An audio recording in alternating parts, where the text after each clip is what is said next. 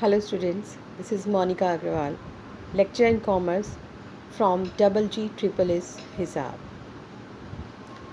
हम कर रहे हैं अपना +2 की अकाउंट्स का second chapter fundamental of partnership. इससे पहले मैं अपनी और वीडियोस में आपको ये बता चुकी हूँ चैप्टर से रिलेटेड कि what is partnership, about we have discussed about profit and loss appropriation account, partners capital account, and in the last video we had discussed interest on drawings.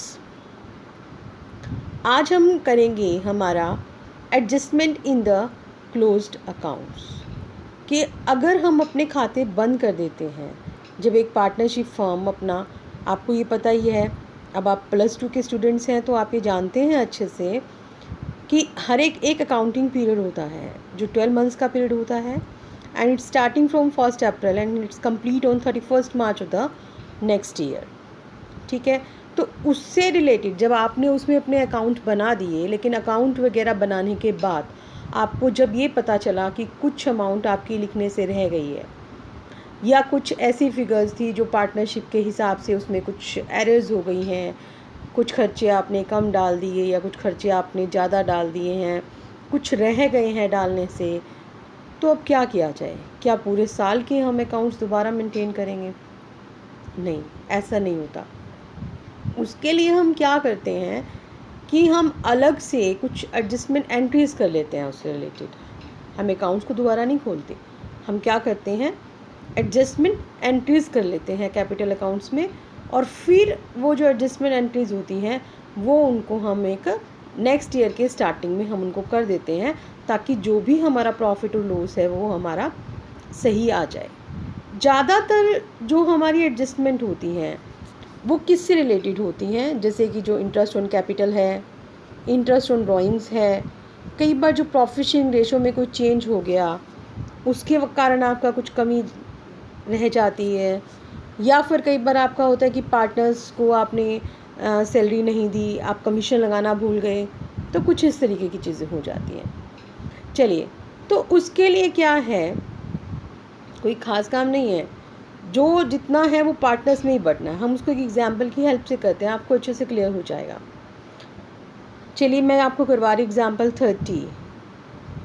A, B, C and D are equal partners in a firm. Their capitals on 1st April 2015 were rupees 50,000, 30,000, 25,000 and 15,000 respectively।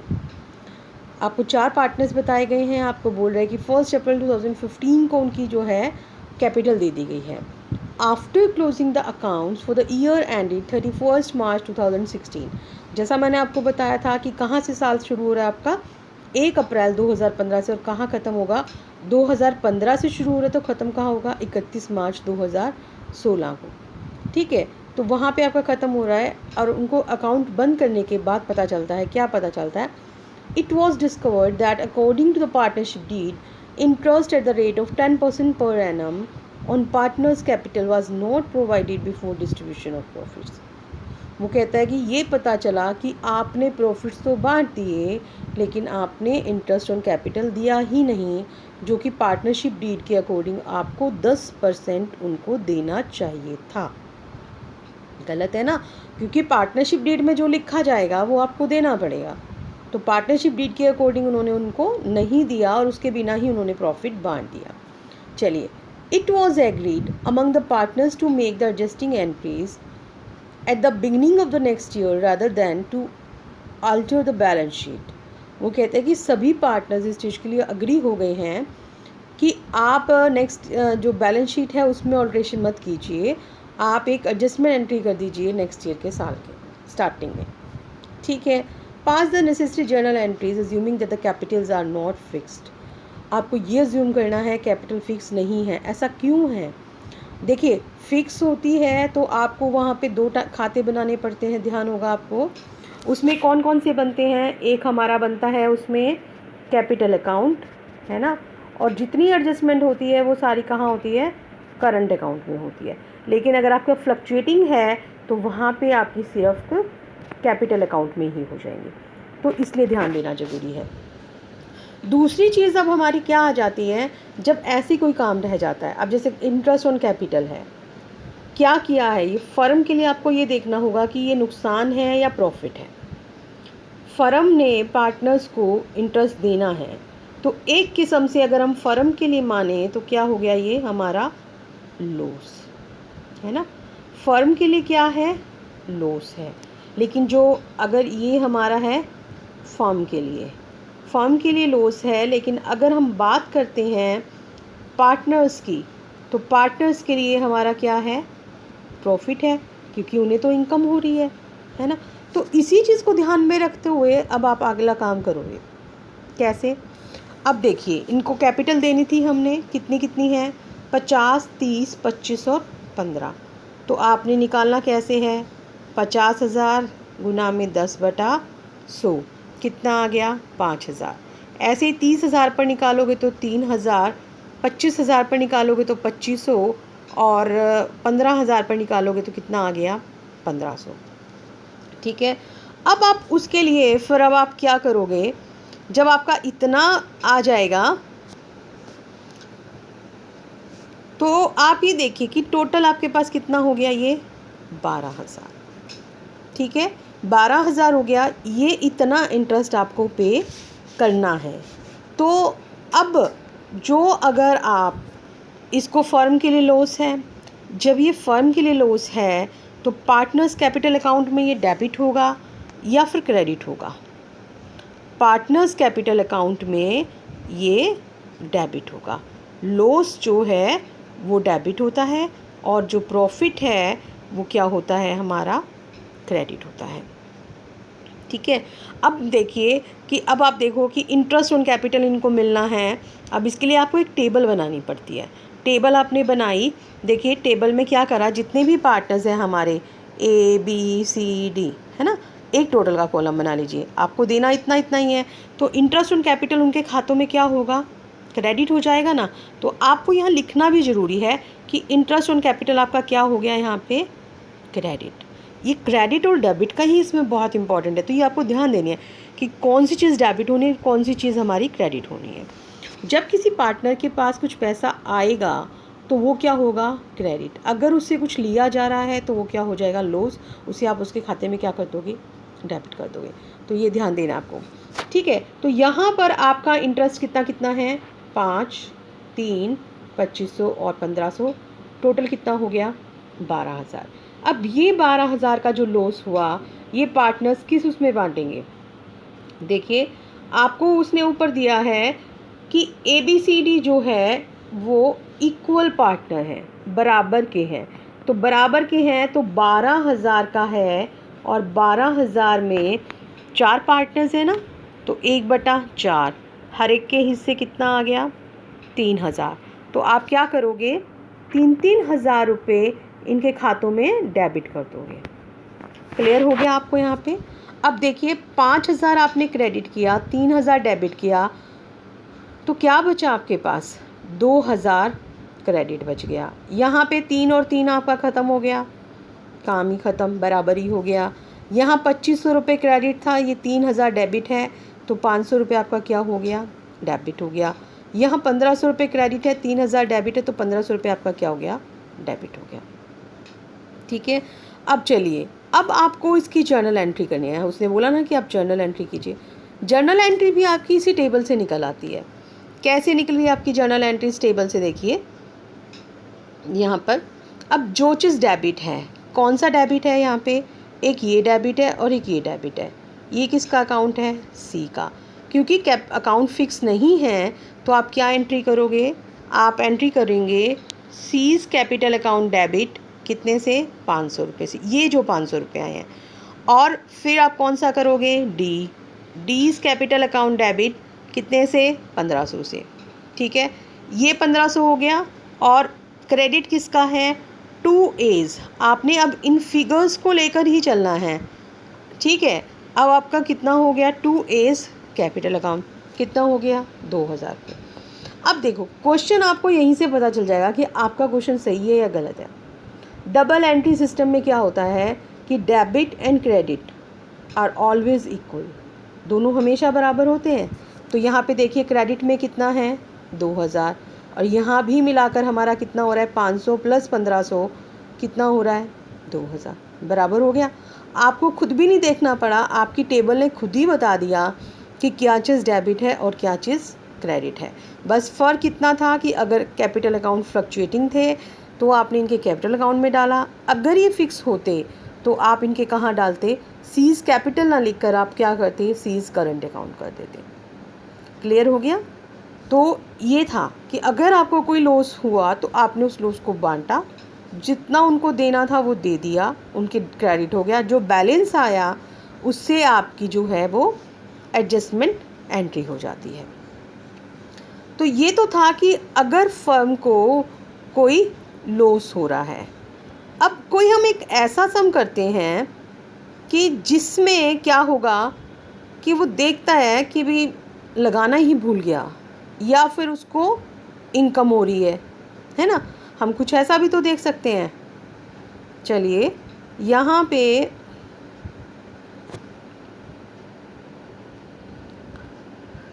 ये देखिए illustration 32 है। XYZ and partner sharing profit and losses in the ratio of 3:1, 3-2-1 में बांटते हैं। After the final accounts have been prepared it was discovered that interest on drawings had not been taken into consideration. अब वो कहता है interest on drawings आपने नहीं लिया।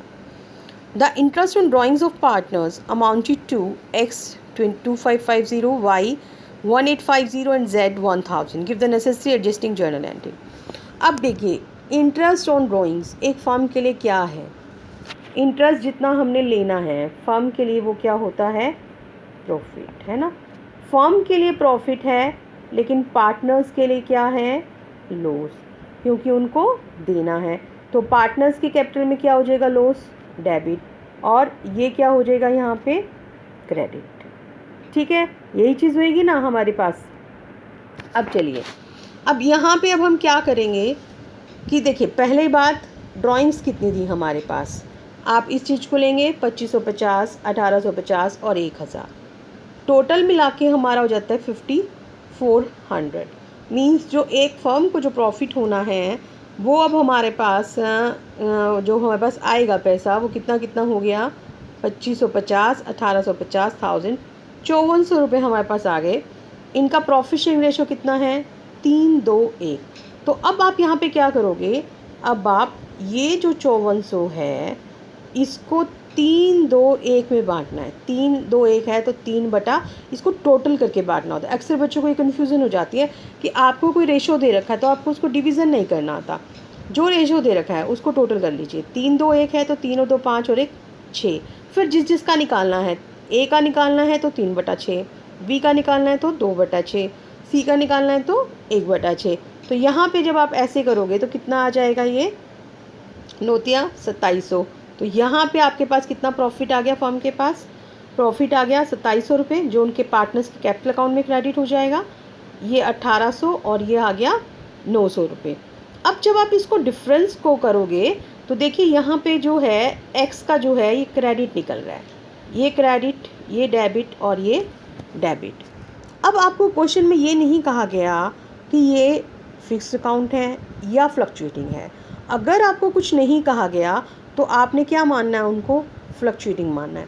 तो आप क्या करोगे, मैंने आपको जैसा भी बताया, ऊपर आप क्या ले लोगे, वाइज कैपिटल डेबिट 50 रुपये, जेड्स कैपिटल डेबिट 100 रुपये और 2 एक्सिस कैपिटल आपने कितना दिखा दोगे, सॉरी 150 रुपये।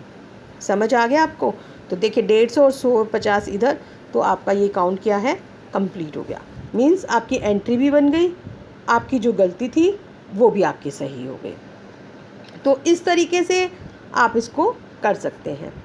अब एक एग्ज़ाम्पल हम ऐसा करेंगे जिसमें क्या होता है कि कई बार अगर आपको जिस रेट से देना था उस रेट से आप थोड़ा सा कम या ज़्यादा दे देते हैं। अब वो जो कम या ज़्यादा दोगे तो उसका अब आप क्या करोगे, वो सोचने वाली बात है ना। तो उसके लिए अभी हम सम करते हैं। चलिए इसके लिए हम करते हैं 40th एग्जाम्पल है हमारा, rectification of interest less charged. अब इसमें क्या करेंगे, चलिए पढ़ते हैं इसको, तब पता चलेगा। A, B and C are partners in a firm sharing profit and losses in the ratio of 2:1:2. Their fixed capital were rupees 180, 60 and 120 respectively. Interest on capital for the year ended 31st March 2007 was credited to them at the rate of 9% per annum instead of 10% per annum. अब देखिए यहाँ पे वो क्या कह रहा है कि 10% हमारा लगना था, लेकिन उसने लगाया कितना है, 9%, 1% कम लगाया है ना, ये भी तो गलती है ना।